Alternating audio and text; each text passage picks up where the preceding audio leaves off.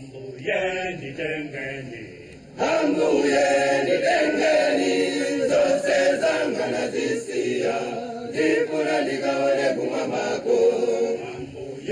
is Malawi, the place they call the warm heart of Africa.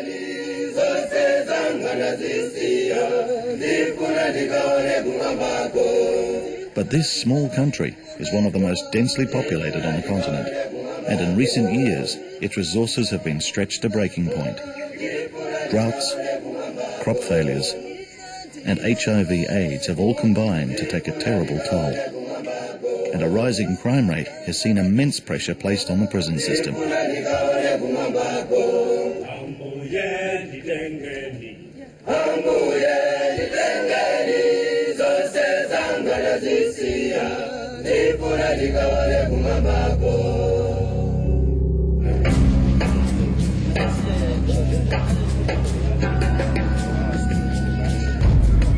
Imprisonment is very hard. When you are in prison, you have hard experiences. You eat once in 24 hours. You sleep in a very compacted place, a room intended to accommodate about 50. You can have 150 prisoners. So there is overcrowding, so it's very unbearable. Another hardship in prison is one that can't be seen: boredom.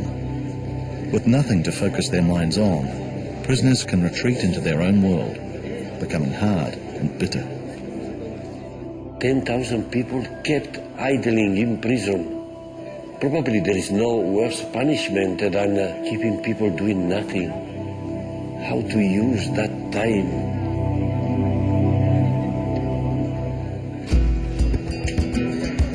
Felix Shaba had been a teacher before he served a 3-year sentence with hard labor. But while he was in prison, he saw the great need for education.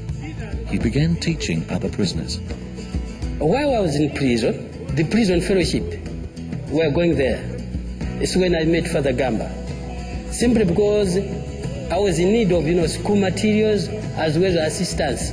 They themselves, they started teaching each other. Prison fellowship just provided the support. Today we are going to learn about borrowing and lending. These people realized this just sitting around, they could do something to revise or remember their previous career as teachers.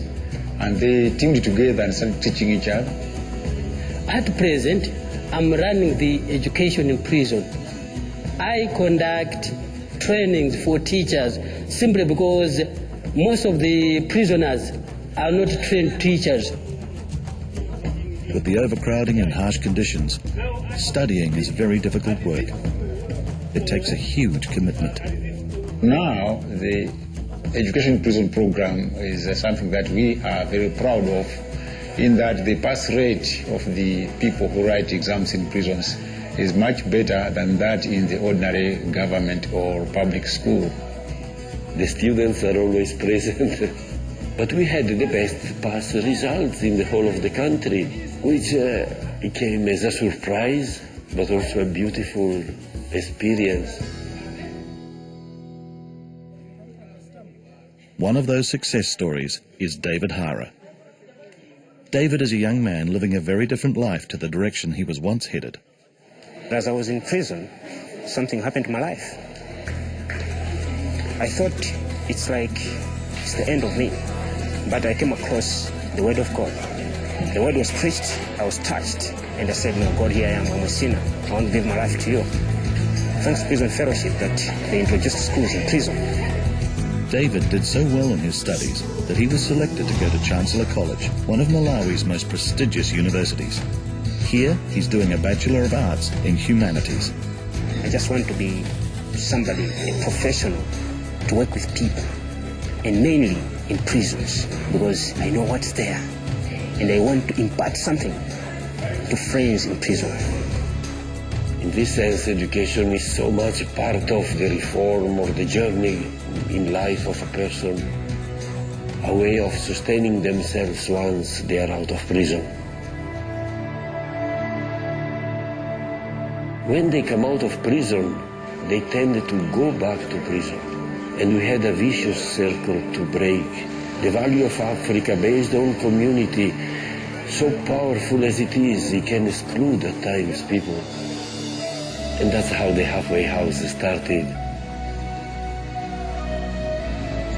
The halfway house is meant to try and rehabilitate people coming from prisons.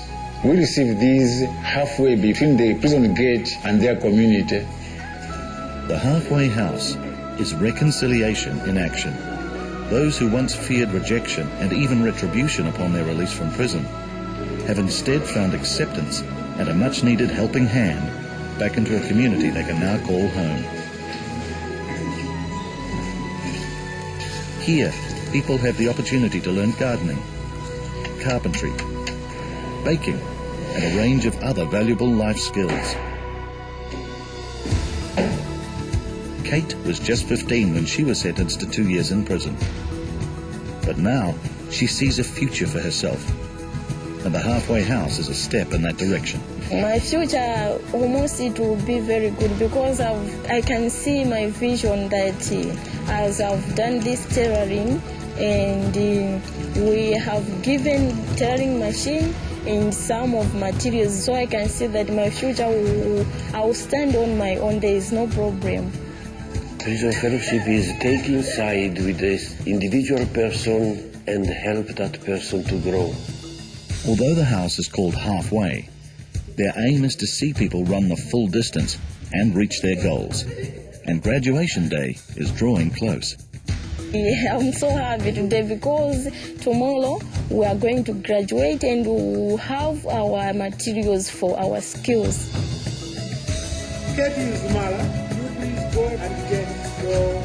The dream is to see the Halfway House program running throughout Malawi.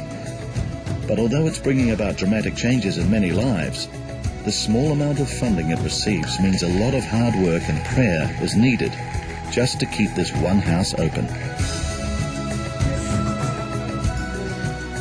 We don't hide that it's a long journey, but who can stop such a dream to become a reality? We have seen it in the eyes of people who have stayed with us for months at the halfway house. None of them has gone back to prison. Not even one is longing to be back in the cell. What more could be the real treasure that we have discovered with this project? There is life after prison. Prisoners are not all as reject as people think of. My father and my mother now would like me very much and know that we have a son who is a changed person right now.